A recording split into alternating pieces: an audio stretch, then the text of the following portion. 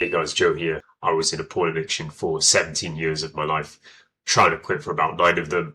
Managed to meet Tom Molyneux and Mary Paulus in 2025. He taught me what's known as the Beyond Compulsion method, and ever since then, I've been able to stop and learn how to stay stopped and have never looked back since. Before that, I've done the whole NoFap arc. I've been on other paid programs, which unfortunately did not work out for me. So now I'm here as an affiliate for Tom and Mary in order to plug guys up with the solution that worked for me ultimately. And along with that, the knowledge that I've learned about being in an addiction from the perspective of being in the first person experience of being someone that struggles with stopping porn, knowing all the stuff that can come up and all these unanswerable questions that we usually face when we're in that dilemma of should we engage or should we not. So yeah, important topic, and hopefully we can get a lot of mental weight lifted off a lot of your shoulders, because I certainly needed something that would unconvolute all the information that we typically see about do this to quit porn, do this to stop porn. So we'll get into it. So look, we've seen it before. We've seen all these videos and perhaps posts of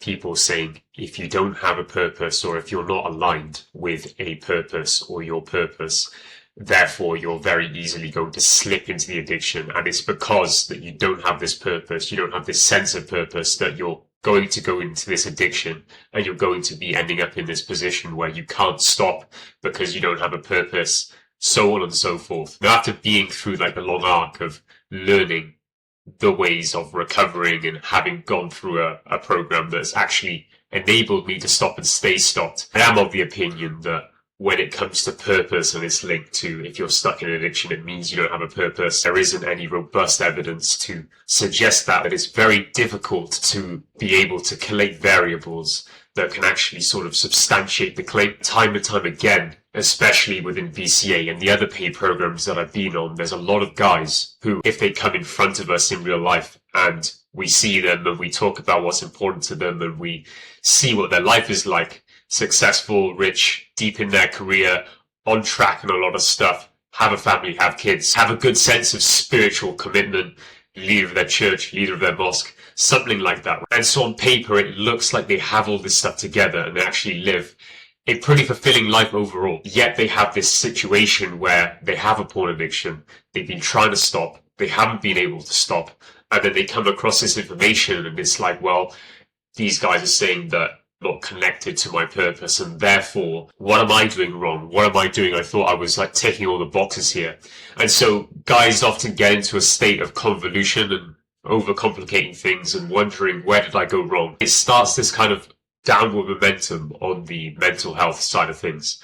And so we definitely don't want to be going there. Like I said, again, there isn't enough robust connection or evidence or link from not having a purpose to someone who cannot stop their pornography addiction. Alright, so a real quick note. There is a link in the description which leads to learning the first 2 facts of the main tool in BCA, the 5-fact script. From here, you'll be able to get a taster of the tool by accessing a 30-minute video from Tom going over the first 2 facts of the script. This is one of the best videos to watch to kickstart your complete change in paradigm, and you'll be able to relate to Tom on so many issues as he explains the concepts, and will push you in the direction towards confidence, knowing that permanent freedom is possible. I want to bring up a real, example to sort of demonstrate sort of where all of this falls apart in terms of if you find your purpose, you're going to be on a road towards stopping porn and staying stopped because something happens, you get an epiphany or something like that happens. So let's get into this real example. I was addicted to porn while training for the Olympics. So here's Freddie Woodward.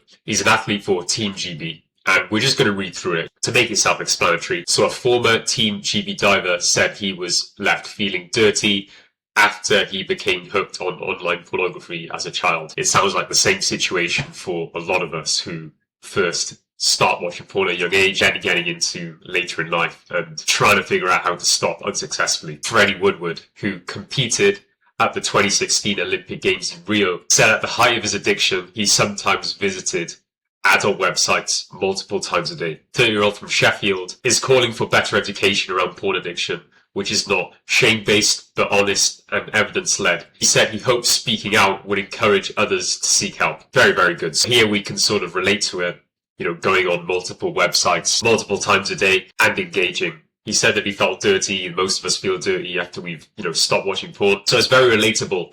And to highlight the fact that this person competed in 2016 Olympic Games in Rio, pretty safe to say that points towards the fact that this person is a pro athlete. You can't sit around and do nothing in order to get here. The timetable is full. You are constantly thinking about the sport that you wish to compete in on a daily basis. You're living and breathing it. Even if you were to dislike your sport for some reason and you were competing in the Olympics, there is no getting around the fact that you're training, dedicating yourself to this sport and to compete in it at the highest level on a daily basis. There's no getting around this routine. You're not going to qualify for the brackets if one isn't in such a mentality. So it's very reasonable to then infer that this person has that sense of direction. There's a goal, there's a purpose. The constant is that training needs to happen on a daily basis with dedication in order to overcome this situation. So then the thinking here then becomes, well, how is this guy addicted to porn? He obviously doesn't have much free time. He's obviously grinding on the goal. He's obviously making sure that those training sessions are going in and the mentality there is also very strong in order to compete at that level in a general sense. Yet this guy is engaging. Yet this guy is engaging in porn multiple times a day. There's negative consequences to it, which he admits. And so therefore it's safe to assume that yes, he sees it as a compulsive behavior and he doesn't stop.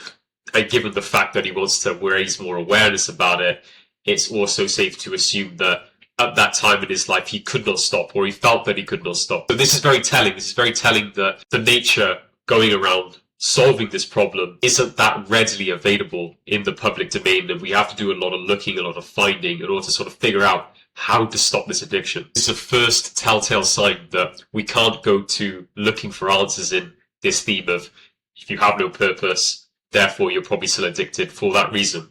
No, it's a lot more nuanced than that. Woodward said his diving career was mapped out from the age of 7 when talent spotters from the city of Sheffield Diving Club visited his primary school in Millhouses. So he's absolutely starting at a young age in this profession into the sense of purpose from the age of a child. And again, by secondary school, Woodward, who grew up in Ecclesall, was competing in international and training 20 hours a week in the pool and gym at Ponds Forge Sports Centre. Again, not a lot of free time.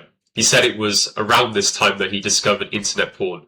By the age of 12, he was regularly viewing what he describes as hardcore sites. Most of us watching this video have experienced the sort of stage of going into hardcore, or perhaps we were into hardcore from the start. It doesn't matter. We're now in the situation where we've got this thing in our life and perhaps we're using it to overcome maybe some feelings that we're feeling at that time of our life, or perhaps we're actually bored, or perhaps there are these things going on in our environment which we are then put into this mental position where engaging in porn is very compelling and it seems like it will perhaps solve a temporary problem in the moment. I am the first generation to have had access to high-speed internet porn. Again, I've said this on other videos. Do not try and give yourself a hard time for being in this situation. We were there from the start, and yeah, as he said, this sort of scenario of high-speed internet porn is something that's pretty new. 2 decades of high-speed internet porn that we've had to actually understand what's happening in society at large. But as I said, guys, it's easy to find yourself in this situation. I realised I had a problem when it came to homework and exams, like GCSEs and A-levels. Every time I sat down to revise, all I wanted to do was open up those sites. Completely understandable. Woodward's parents divorced when he was 7. Both played an active role in his upbringing, but he thinks they were unaware to the extent of his pornography use. He thinks that most parents assume boys in particular may have come across porn in their teenage years, but it's a difficult conversation to have. And that's a reality. It usually is. And it's important to note here that some people that are watching right now may look at the divorce situation with his parents and may assume that, okay, well, maybe it's a trauma that's led him into this sort of situation of being addicted to porn, constantly seeking out porn. And just make that disclaimer, it is absolutely possible that that is a contributing factor to the genesis of the behavior. From starting the behavior, you may have felt all these things and felt that porn would be a good tool to use at that time to get out of these negative feelings. But after decades of using porn, after all these times of relapsing and going back and getting back on the horse and relapsing again, your addicted neural pathways have been built up over all this time. And it doesn't matter whether you've got over that trauma or you haven't got over it, or something is still there in the background regarding, that history. You're still in that compulsion, the same sort of thoughts, feelings, images pertaining to the world of porn as it relates to you are still around. It's not going to go away if you've been engaging for so long. So it is important here to understand that we need to take a different path in order to actually solve the issue of how do I stop and stay stopped. It's fascinating because in the next bit, as it says here, but as his career soared, so did his porn use. He recalled visiting adult websites every day, and on one occasion, 10 times in one day. And this is like the usual case that we find whenever we have like new clients onboarded. And I had this experience with the other paid programs that I was in. But usually in BCA, when someone signs up, they will have a similar story. Their career, their age, their life has gone on. However, their porn use has also escalated with it. It doesn't go away. It doesn't mean that, okay, now I've solved this problem in my life. I got married, I got a new job, I got a house finally, I've got a kid, I've got all this time to use up for my important responsibilities in life. Porn addiction is this constant whereby if the necessary work hasn't taken place where the stopping has actually succeeded, and the addicted part of the mind, those addicted neural pathways will, of course, invoke all the thoughts required to get you to engage in your addiction, and it just reinforces that the addiction is this thing that doesn't go away because it's not been connected with directly, and it's just been left there to grow on the side. You may have tried NoFap, you may have tried, doing deep work and therapy and doing all this stuff, yet the porn addiction still stays there. The wanting doesn't go away, and the wanting is also increased because you've been continually engaging in such a manner where you haven't successfully stopped. You've been trying to stop, but you haven't found that thing that's worked for you. Really good share here. Around the same time, he also started sharing nude videos and photographs of himself with strangers on platforms like Facebook and Instagram because it gave him more of a thrill.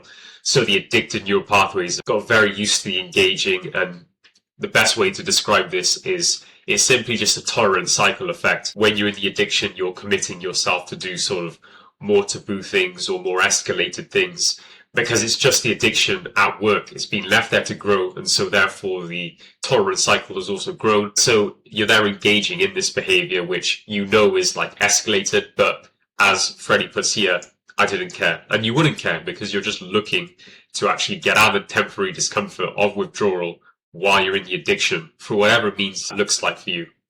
And what I mean by that is some people could be watching this and thinking, damn, that seems a bit risky. That seems quite wild, actually. The reality is that when you're in the addiction and you're years in, we all have our own versions of what Freddie just shared there. It might not look like that for you. The degree of the escalation for you has manifested in a different form.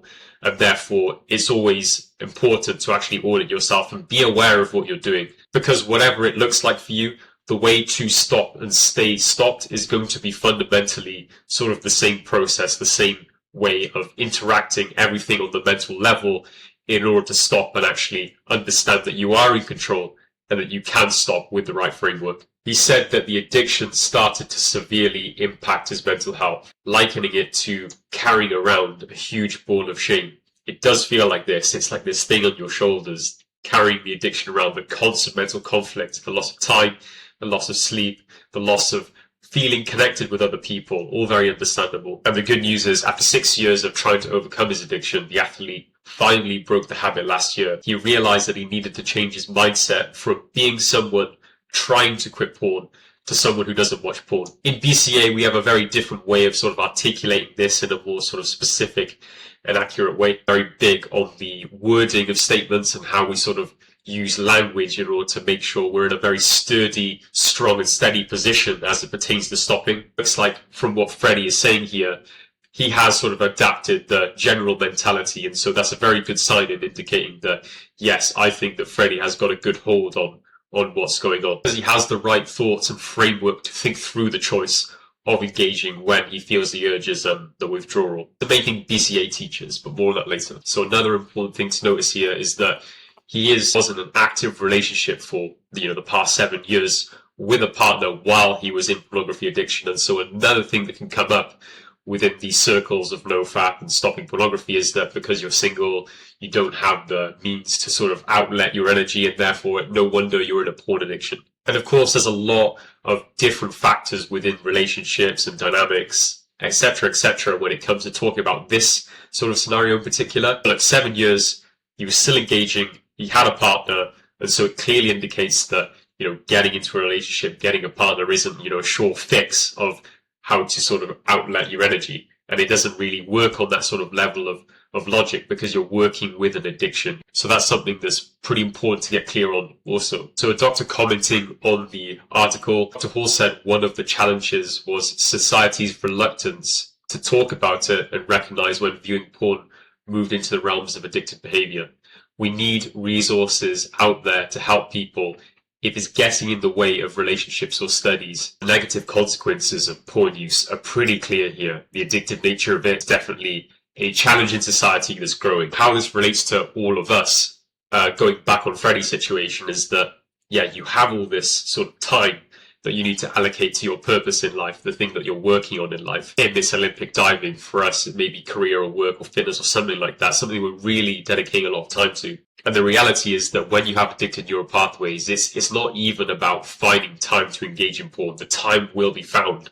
Like, the amount of dialogue that goes on in your head, the amount of erroneous thinking that can happen when you're in an addiction, paired with the fact that you're just unaware of how the addiction is working and how it's invoking all these thoughts and why it invokes all these thoughts. With all this going on and you wanting the porn in that moment because you're in withdrawal, you're wanting to engage, you're wanting to get out the temporary discomfort of withdrawal, and as I'm sure we can all relate to, we're just finding time to watch porn. We're finding that time appears in our life to watch porn, and this is probably the exact sort of situation that Freddie found himself in despite being on a strict regimen, training for the Olympics, years of his life dedicated to a single sport and succeeding in it and qualifying for the Olympics and competing in it with the purpose, with the ambition.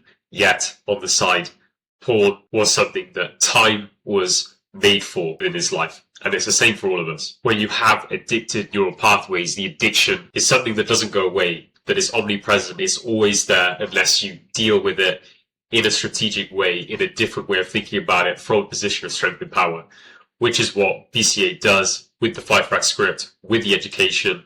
Guys, if you've been on the channel for a while now, there's a 15-minute link in the description to get on a call with me. We can talk about your doubts, all the other times that you've tried to stop watching porn. Doubts, concerns, and queries, bring them to the call. Let's go through them. Let's see if BCA is the right fit for you.